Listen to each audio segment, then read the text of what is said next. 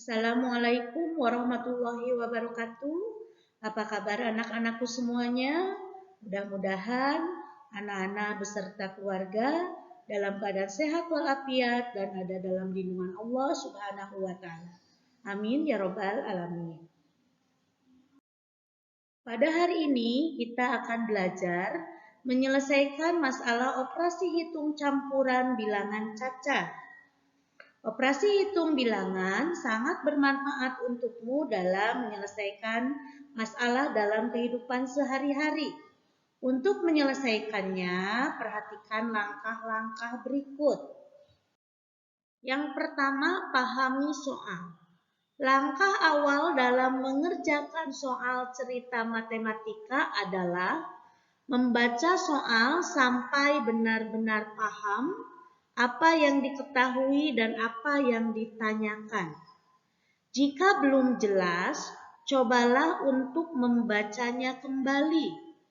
Tahap ini sangat berpengaruh namun sering terabaikan. Akibatnya, siswa secara tidak sadar menganggap bahwa dirinya tidak akan mampu mengerjakan soal tersebut.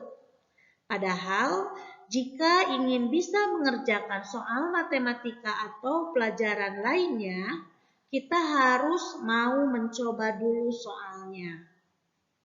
Yang kedua, ubah bentuknya. Biasakan mengubah soal cerita matematika menjadi bentuk diketahui, ditanyakan, dan jawab. Selain akan mempermudah kita, bentuk seperti ini juga akan meminimalisir waktu agar tidak perlu lagi membaca soal yang panjang.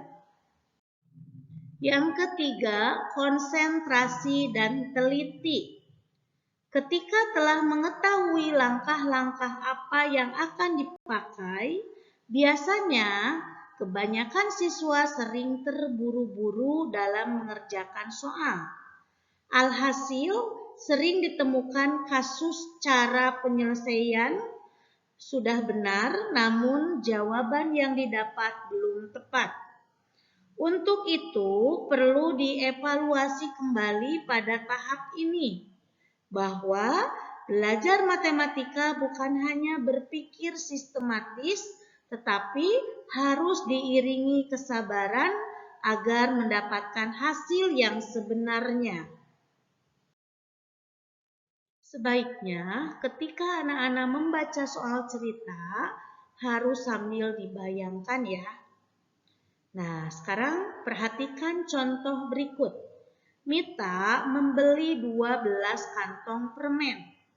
Setiap kantong berisi 36 permen. Permen-permen tersebut dibagikan kepada 27 temannya sama banyak. Berapa banyak permen yang diterima setiap teman Mita? Kita rubah dulu ke diketahui, ditanyakan, dan jawab. Diketahui, Mita membeli 12 kantong permen. Satu kantongnya sama dengan 36 permen.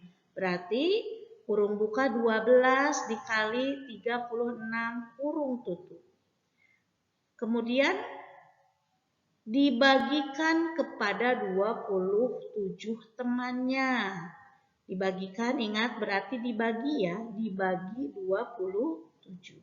Ditanyakannya berapa banyak permen yang diterima setiap temannya. Nah, setelah ditanyakan berarti jawab.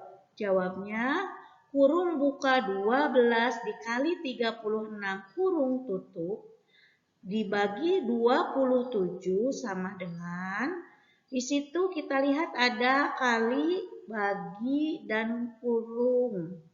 Berarti yang dikerjakan yang di dalam kurung dulu ya. 12 dikali 36 hasilnya 432. Nah, setelah sudah ada hasilnya baru dibagi dengan 27. 432 dibagi 27 sama dengan 16. Jadi, banyak permen yang diterima setiap teman Mita adalah 16 permen. Contoh yang kedua. Pananang mempunyai 3 kandang ayam. Setiap kandang berisi 40 ekor, di mana 12 diantaranya merupakan ayam jantan. Pada suatu hari, semua ayam betina bertelur masing-masing 1 butir.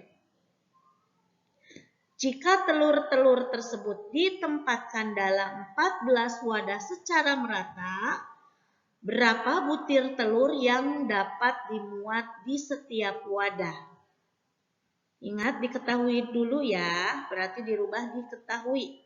Yang pertama, 3 kandang ayam, sama dengan 3. Kemudian setiap kandang berisi 40 ekor. 12 ekor ayam merupakan ayam jantan.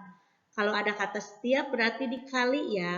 Kemudian 40 dikurangi 12-nya diberi kurung.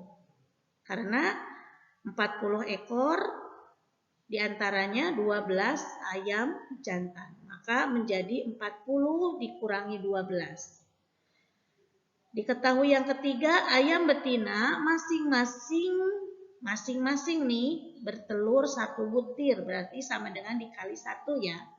Kemudian ditempatkan dalam 14 wadah secara merata. Ingat, kalau ditempatkan secara merata berarti dibagi.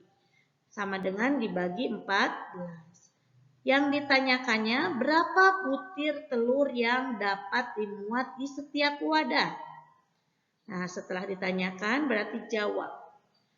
Angka-angkanya kita tulis ya, berarti 3 dikali kurung buka 40 dikurangi 12 dikali 1 dibagi 14. Ada perkalian, pembagian, pengurangan, dan dalam kurung.